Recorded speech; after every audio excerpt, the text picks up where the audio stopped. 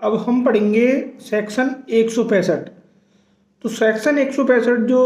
CrPC का है उसके अंतर्गत है पुलिस अधिकारी के द्वारा तलाशी लिए जाने का प्रावधान कि पुलिस अधिकारी किस प्रकार से तलाशी ले सकता है। तो जब कभी पुलिस थाने के भारसाधक अधिकारी को या अन्वेषण करने वाले पुलिस अधिकारी के पास यह विश्वास करने का उचित आधार है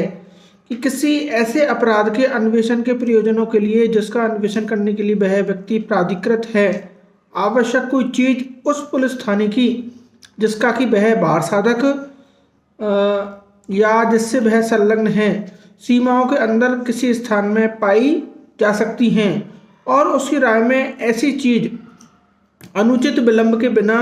तलाशी से अन्यथा अभिप्राप्त नहीं की जा सकती, तब ऐसा अधिकारी अपने विश्वास किए जाने के जो आधार हैं उन आधारों को लेखबद्ध करने और यथा संभव उस चीज को जिसके लिए तलाशी ली जानी है ऐसे लेख में विनिर्दिष्ट करने के पश्चात उस थाने की सीमाओं के अंदर किसी स्थान में ऐसी चीज के लिए तलाशी ले सकता है या तलाशी वह लेवा सकता है। इसके बाद 165 सब क्लोज 2 के अंतर्गत प्रावधान किया गया है कि उपधारा 1 के अधीन कार्रवाई करने वाला जो पुलिस अधिकारी है यदि साध्य है तो वह स्वयं तलाशी लेगा। 165 सब क्लोज 3 के अंतर्गत है यदि वह तलाशी स्वयं लेने में असमर्थ है और ऐसा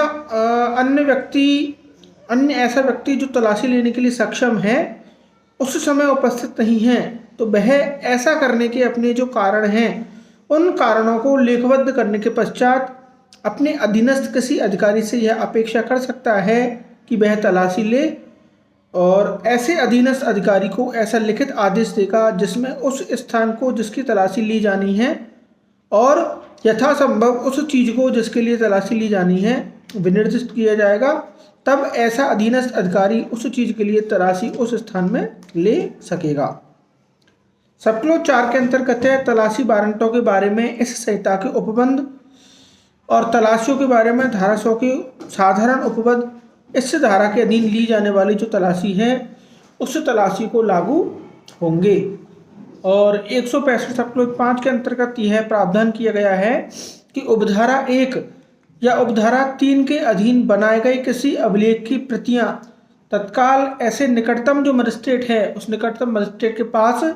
भेज दी जाएंगी जो उस अपराध का संज्ञान करने के लिए सशक्त है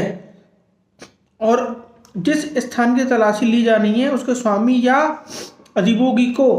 उस व्यक्ति के आवेदन पर उसकी एक प्रति मजिस्ट्रेट के द्वारा निःशुल्क दे दी जाएगी। अब इसमें यह केस है इनरी सोरोलिंगम चेतियार जो AIR 1955 मद्रास 685 का केस है। इस केस के अंतर्गत इस धारा की संवैधानिकता पर इस धारा की कॉन्स्टिट्यूशनलिटी पर प्रकाश डाला है और यह अभिमत यह व्यक्त किया गया है कि इस धारा के अधीन ली जाने वाली तलाशी भारतीय संविधान के अनुच्छेद 20 के या अन्य अनुच्छेदों के अधीन प्रतिषेधित नहीं है और न तो वह इस तरह की तलाशी के लिए मजिस्ट्रेट तलाशी वारंट जारी करने की शक्ति को प्रतिषेधित किया जा सकता है। तो ये हमारा सेक्शन हो गया 165। अब हम सेक्शन पढ़ेंगे 166। सेक्शन 166 के अंतर्गत है पुलिस थाने के भारसाधक अधिकारी कब किसी अन्य व्यक्ति से यह अपेक्षा कर सकता है कि वह तलाशी वारंट को जारी करे। तो इसके अंतर्गत यही है 166 सब क्लोज 1 के अंतर्गत कि पुलिस थाने का भारसाधक अधिकारी या उप निरीक्षक से निम्न पंक्ति का कोई भी पुलिस अधिकारी जो कि अन्वेषण कर रहा है किसी दूसरे पुलिस थाने के भारसाधक अधिकारी से, चाहे वह उस जिले में हो या दूसरे जिले में हो, किसी स्थान में ऐसे मामले में तलाशी लिवाए जाने की अपेक्षा वह कर सकता है जिसमें पूर्व कथित अधिकारी स्वयं अपने थाने की सीमाओं के अंदर ऐसी जो तलाशी है वह लेवा सकता है। 166 सब क्लोज 2 के अंतर्गत है ऐसा अधिकारी ऐसी अपेक्षा किए जाने पर धारा 165 के उपबंधों के अनुसार आवश्यक कार्रवाई करेगा और यदि कोई चीज मिले तो उसे उस अधिकारी के पास भेजेगा जिसकी अपेक्षा पर तलाशी ली गई है। और 166 सब क्लोज 3 में है जब कभी यह विश्वास करने का कारण है कि दूसरे पुलिस थाने के बारसाधक अधिकारी से उपधारा 1 के अधीन तलाशी लिवाए जाने की अपेक्षा करने में जो विलंब होगा, उसका परिणाम यह हो सकता है कि अपराध किए जाने का साक्ष्य छुपा दिया जाए या नष्ट कर दिया जाए, तब पुलिस थाने के बारसाधक अधिकारी के लिए या उस अधिकारी के लिए जो इस अध्याय के अधीन अन्वेषण कर रहा है, यह विधिपूर्ण होगा कि वह दूसरे पुलिस थाने की स्थानीय सीमाओं के अंदर किसी स्थान की धारा 165 के उपबंधों के अनुसार ऐसी तलाशी ले या लिवाए मानो ऐसा स्थान उसके अपने थाने के सीमाओं के अंदर हो। और 166 सब क्लोज 4 के अंतर्गत दे रखा है, कोई अधिकारी जो सब क्लोज 3 के अधीन तलाशी संचालित कर रहा है, उस पुलिस थाने की बारसाधक अधिकारी को जिसके सीमाओं के अंदर ऐसा स्थान है, तलाशी की सूचना है वह तत्काल रूप से देगा और सूचना के साथ साथ धारा 100 के अधीन जो तैयार की गई जो सूची है उसकी प्रतिलिपि भी वह उसको भेजेगा और उस अपराध का संज्ञान करने के लिए सशक्त जो निकटतम मजिस्ट्रेट है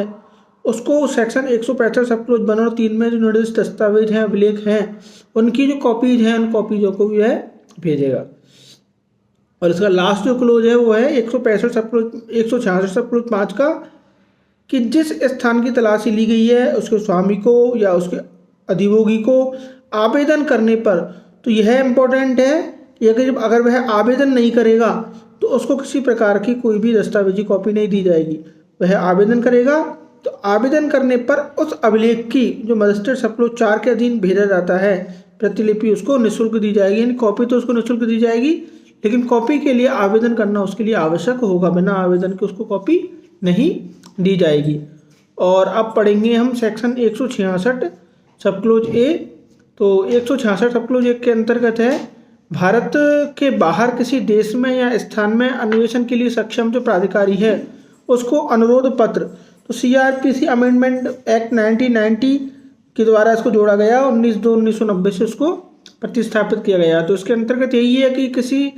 इस संहिता में किसी बात की होते हुए किसी अपराध के अन्वेषण के अनुक्रम में अगर अन्वेषण अधिकारी या उसकी पंक्ति से भी वरिष्ठ अधिकारी आवेदन करता है कि भारत से बाहर अगर कोई हमको एविडेंस प्राप्त हो सकता है, तो वह न्यायालय को एक लेटर ऑफ रिक्वेस्ट भेज सकता है, अनुरोध पत्र भेज सकता है कि वह न्यायालय उस देश के सक्षम न्यायिक प्राधिकारी से अपेक्षा करे कि वह उस व्यक्ति की मौखिक परीक्षा करे और वह किसी प्रकार का दस्तावेज अभिलिखित करे और किसी दस्तावेज या ऐसी चीज़ की अपेक्षा करे जो उसके कब्जे में है। और इस प्रकार से यदि वह प्राप्त हो जाता है तो संबंधित कोर्ट जो ऐसा लेटर रिसीव करता है वह उसकी अधिप्रमाणित प्रतिलिपि यानी